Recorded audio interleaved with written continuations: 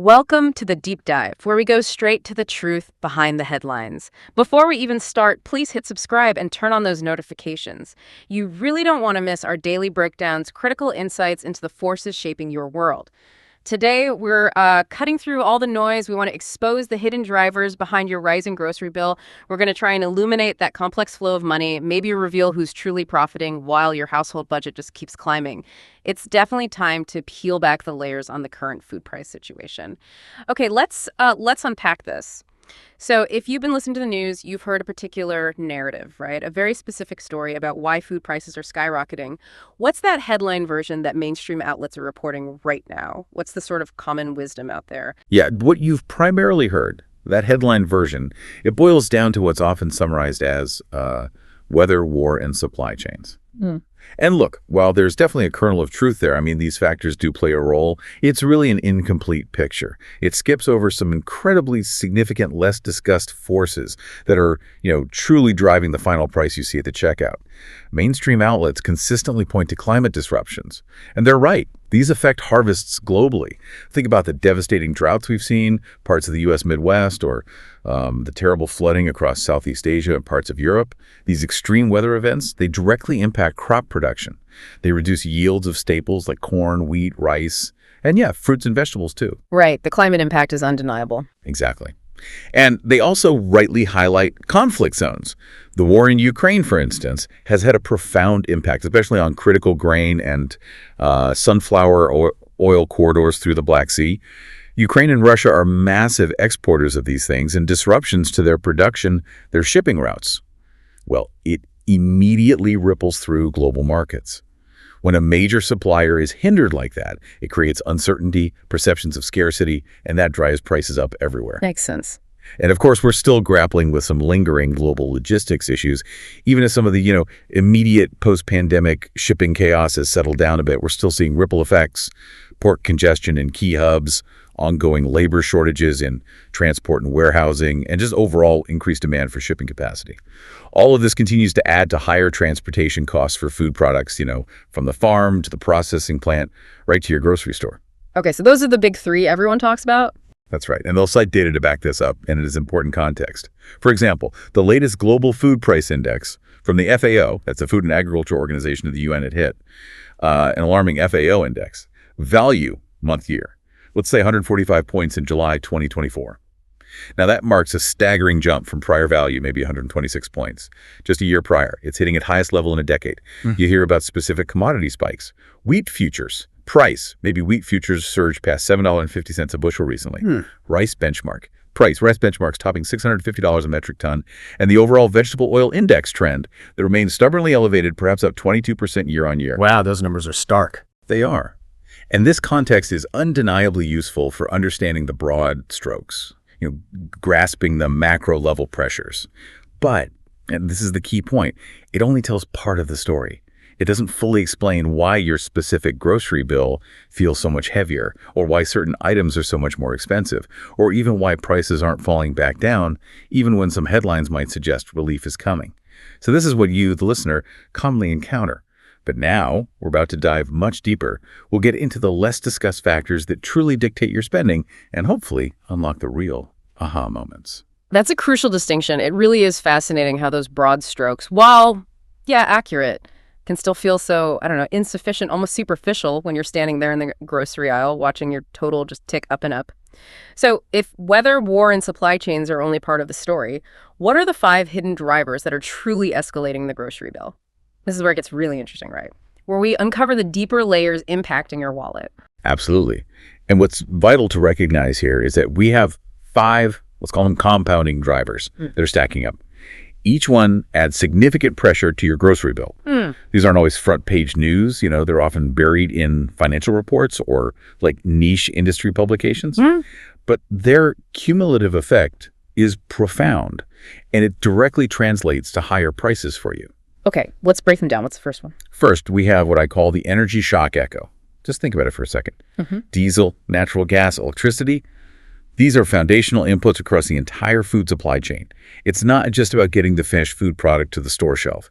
The energy cost starts much, much earlier, right at the beginning of the production cycle. Fertilizer production, for instance, is incredibly energy intensive, especially nitrogen-based fertilizers like urea, which rely heavily on natural gas as a feedstock. Ah, right. I remember you mentioning that connection. Exactly. Then there's the massive energy consumption just in growing the crops. Think about irrigating fields, running tractors and harvesters that burn diesel, or even powering greenhouses. And beyond the farm gate, there's the energy needed for milling grains, processing vegetables in factories, cooking and freezing prepared meals, and even the huge amount of refrigeration needed in warehouses, distribution centers, and of course the grocery stores themselves. Every single step consumes energy. It really is everywhere in the process. Everywhere. And what's often misunderstood is that even if crude oil prices show signs of easing, maybe at the pump for your car, refined diesel premiums and regional electricity spikes can continue to maintain upward pressure on food costs. Diesel is just indispensable. It's the lifeblood of farm machinery and trucking. Its price directly impacts farming operations and transport costs for almost all bulk food movements. These energy costs are incredibly sticky. They permeate every single stage of food production and distribution, embedding themselves into the final price you pay. The ripple effect means even seemingly small fluctuations in global energy markets can have widespread, almost outsized impacts on food production expenses. It makes them much more significant than they might appear on the surface. It's a foundational cost that's really difficult to shed quickly. Okay, so energy is number one, baked in everywhere. What's the second hidden driver? Second is the complex fertilizer math. As I just touched on, we've seen a massive surge in the cost of nitrogen fertilizers, which, as I said, are directly linked to natural gas prices. But it's not just nitrogen. Phosphate and potash costs have also skyrocketed. This really took off following global sanctions and supply disruptions tied to recent conflicts. And despite maybe some recent dips, we haven't seen a full normalization back to pre-crisis levels. Not even close, really. Still elevated then? Definitely. The direct link between natural gas prices and nitrogen fertilizer production is critical. If gas prices are high, so is the cost to make essential nutrients like urea or ammonia. So farmers, faced with these incredibly high input costs, are often forced to make really difficult decisions. They might cut back on their fertilizer application to save money. But this isn't just about this season's crop. This decision directly risks lower yields in subsequent seasons. This creates a critical lag effect for future food prices. Ah, so the impact isn't immediate. It builds up. Precisely. The decisions farmers are making today, because fertilizer is unaffordable, will likely show up as reduced harvests and potentially even higher prices months or even a year down the line.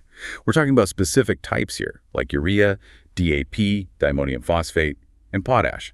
Their global reference prices, check. Fertilizer reference prices. Urea, DAP, potash are key indicators.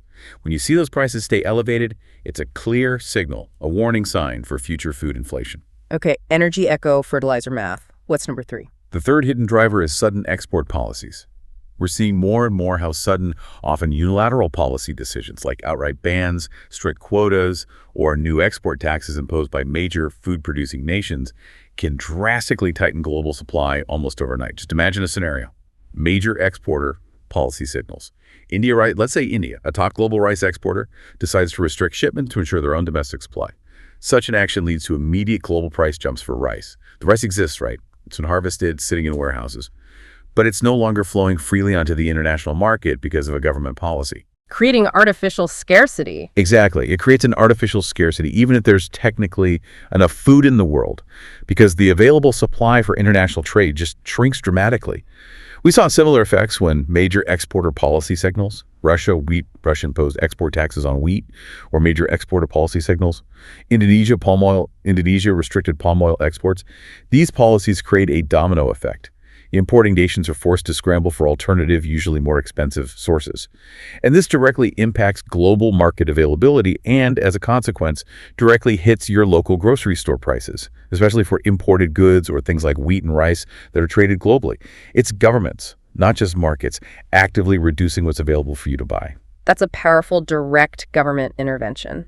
Okay, number four. Fourth, we're seeing freight and insurance costs making a huge comeback into the spotlight. Shipping lanes, particularly those facing acute geopolitical risks like the freight route updates, Suez Red Sea, Black Sea advisories, Red Sea, the Suez Canal, or parts of the Black Sea, they trigger what we call risk premiums. And these aren't just minor surcharges. They can be substantial, adding significant percentages to the cost of moving goods. The practical consequence: Vessels are often forced into longer, more circuitous routes, like rerouting thousands of miles around the Cape of Good Hope at Africa's southern tip instead of using the Suez Canal. Which adds a lot of time and fuel cost. A huge amount. It's not a minor detour. It adds weeks, maybe 10 to 14 extra days to delivery times. And it significantly increases bunker fuel consumption, that heavy fuel oil used by large ships. These additional costs, which can run into millions of dollars per voyage for a large vessel, are directly passed on to the buyer, and ultimately to you. And then there's the insurance on top of that. It's exactly. Furthermore, insurance surcharges pile on dramatically in response to incidents or credible threats. If a vessel is going through a zone with a heightened risk of attack, piracy, seizure, the cost to insure the cargo skyrockets. War risk premiums, for instance, can jump massively. This is a direct, substantial increase in the cost of moving goods, especially for bulk commodities like grains and oils. And it's important to get the nuance here. Even if broader container rates fall, maybe for TVs or clothes, bulk freight and specialty insurance can still squeeze food supply chains disproportionately. Food commodities often travel in specialized bulk carriers, not standard containers, and they are especially vulnerable to these route disruptions and higher specialized insurance premiums.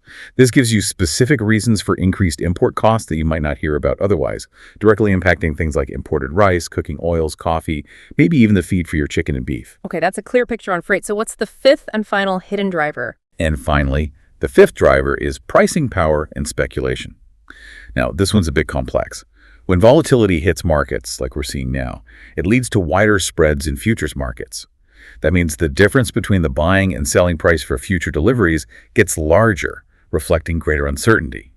Traders and large market participants, they respond by hedging more aggressively to protect themselves from wild, unpredictable price swings. Think of it like building bigger financial safety nets. So more caution in the market. More caution, yes, but it has consequences.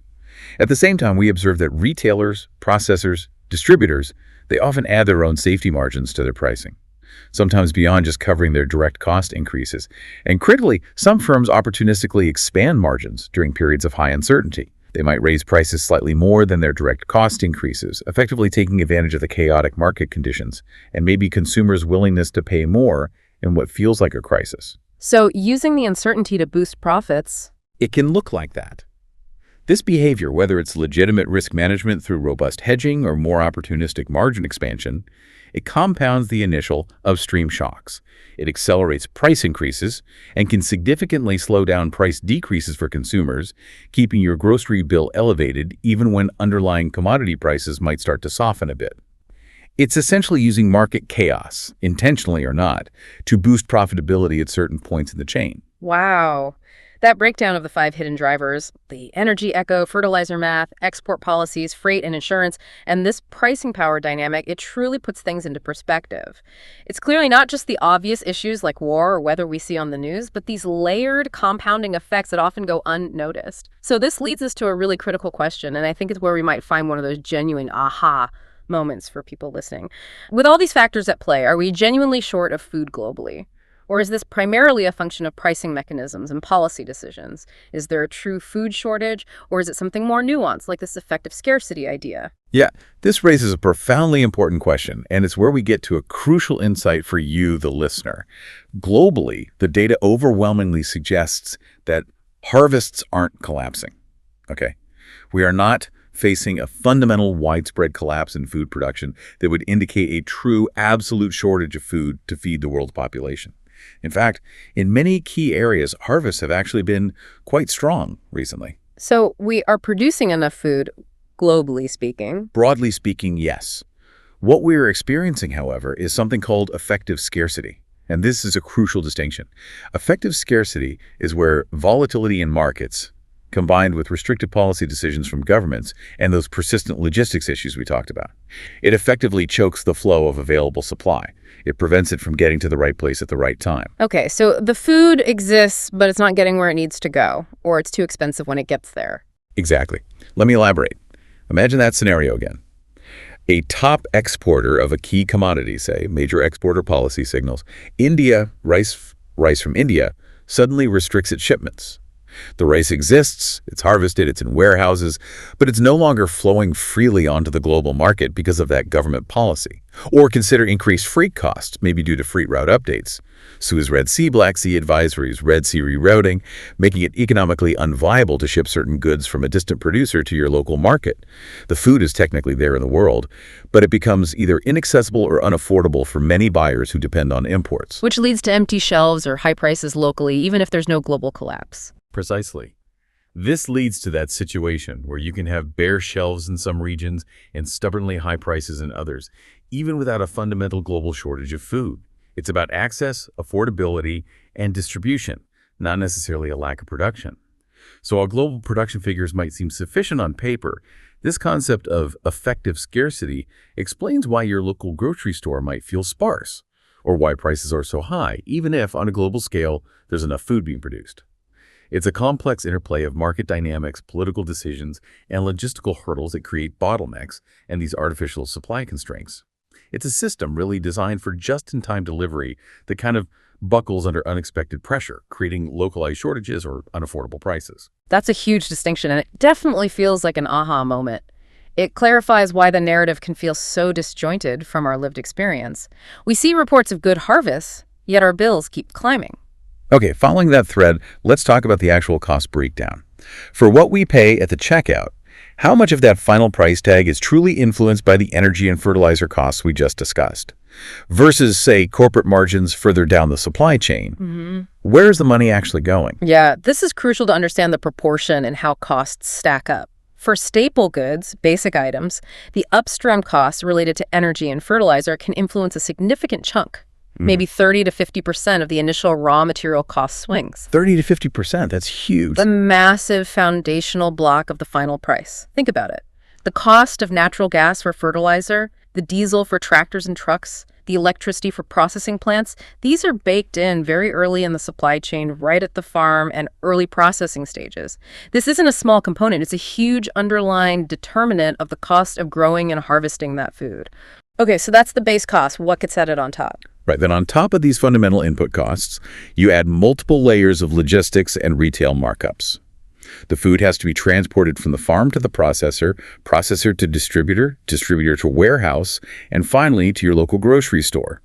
Each of these steps adds its own cost component: transport, storage, labor, and, yes, profit margins. And in tight markets, or periods of high uncertainty like now, we also observe what's known as opportunistic pricing. Right, you mentioned that fifth driver. Exactly. This means that when there's perceived scarcity or high volatility, some firms, whether they are processors, distributors, or large retailers, might add small per-unit increases to their prices, maybe beyond what's strictly necessary to cover their rising costs. They capitalize perhaps on the market's chaos and consumers' perceived lack of alternatives. And those small increases add up across millions of sales. Precisely. When these seemingly minor increases, maybe a few cents here or there, are multiplied across millions of transactions, millions of loads of bread, gallons of milk, bags of rice sold daily, they lead to substantial revenue gains and often wider margins for those entities. It's a cascading effect. We've seen in public earnings reports that some agribusiness segments enjoyed higher margins during past spikes, end quote, quote. For example, if you check latest agribusiness earnings, company margin trends, say recent filings from major players like ADM or Bunge, you might see segments reporting margin expansions, maybe 15–20% in certain quarters during these volatile periods. This provides you with transparency on where your money is going and helps you understand which parts of the supply chain are absorbing costs and which are amplifying them, sometimes quite strategically. It's crucial to understand where those costs are accumulating and, yeah, who benefits. Now, let's look at something that directly affects global supply. Export bans and sanctions. These are often framed as protective measures, right? But do they ultimately help the global food situation, or do they actually hurt overall, given how interconnected the food supply chain is? That's a really important question about the effectiveness and the broader impact of these policies. In the short term, sure, export bans and sanctions are certainly designed to protect domestic markets. A government might impose an export ban on wheat, for example, to ensure its own population has sufficient supply and to keep domestic prices stable, especially in a crisis. This can provide immediate relief internally, maybe preventing local shortages and calming social unrest. So they work for the country, imposing them at least initially? Initially, perhaps. However, the crucial point is that they simultaneously and often dramatically raise global prices. When a major producer pulls back from the international market, it immediately reduces the total global supply available for trade. That leads to an instant jump in global benchmarks. We've seen specific examples. Major exporter policy signals. India's restrictions on rice exports can send global rice prices soaring within hours. Major exporter policy signals. Russia's shifting policies on wheat export taxes or temporary bans can move global wheat benchmarks instantly. And the bottlenecks in sunflower oil supply, often linked to conflict, have pushed cooking oil prices to unprecedented levels. Creating domino effect elsewhere. Absolutely. Other countries that rely on those imports suddenly face higher costs, which then get passed on to their consumers, often leading to food inflation and even food insecurity somewhere else. It's kind of a zero-sum game globally, where protecting one's own market often comes at the expense of exacerbating price volatility and scarcity for others. And what about sanctions on inputs, like fertilizer? Yeah, furthermore, sanctions on vital inputs like fertilizers, or on the financial mechanisms and shipping insurers that enable trade. They create ripple effects that extend far beyond the initial target. If a country can't access essential fertilizers due to sanctions, or if the cost of insuring their cargo becomes prohibitive, it impacts not only today's freight bills but also next season's yields. For instance, if a nation critical for potash production faces sanctions, the global cost of potash goes up. That leads farmers elsewhere to use less, which means smaller harvests in the future. So this leads to a compounding negative impact, creating further instability and driving prices higher in the long run. So while seemingly beneficial for the imposing nation in the immediate term, these measures often deeply wound the global food system, ultimately leading to higher costs and reduced food security for many. It really helps you understand the complex global politics that manifest directly in your local food costs. That's a clear illustration of the ripple effects and, yeah, the unintended consequences of these big policy decisions. It's never as simple as it seems on the surface. Speaking of global trade, shipping and insurance costs were highlighted as one of our 5 hidden drivers. Can you delve a bit deeper into why these costs are back in the spotlight so prominently right now, especially for food? It seems like something we should have figured out by now, you know? Well, what's crucial here is that even as some general container shipping rates, maybe for manufactured goods, might be easing globally, specific challenges for food commodities persist and are, in some cases, actually intensifying. The concept of risky corridors is really the key. When critical maritime routes, like the freight route updates, Suez Red Sea Black Sea advisories, Red Sea, the Suez Canal, or parts of the Black Sea, become flashpoints due to geopolitics, drone attacks, security incidents, it doesn't just add a slight delay. It necessitates massive rerouting around major land masses, like that arduous journey around the Cape of Good Hope in Africa. This isn't a minor detour, like I said. It adds weeks, maybe 10, 14 extra days to delivery times for goods going from Asia or the Middle East to Europe or North America. And it significantly increases that bunker fuel consumption.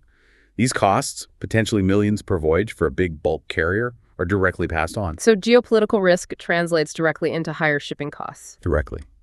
And beyond the longer routes and fuel, insurance premiums spike dramatically in response to incidents or credible threats.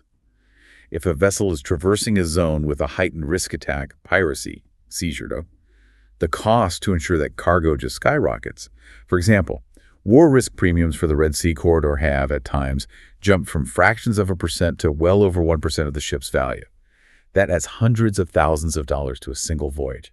Wow. It's a direct, substantial increase. And remember the nuance. Even if broader container rates fall for consumer electronics or apparel, bulk freight and specialty insurance can still squeeze food supply chains disproportionately.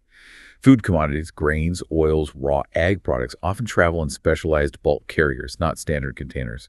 They are especially vulnerable to these route disruptions and these higher specialized insurance premiums. So this provides specific reasons for increased import costs that you might not hear about otherwise, directly impacting items like your imported rice, cooking oils, or even the cost of livestock feed, which contribute to your meat prices. It's clear that the logistics of getting food from farm to plate are far more complex and susceptible to external shocks than we often realize. It's definitely not just a straight line.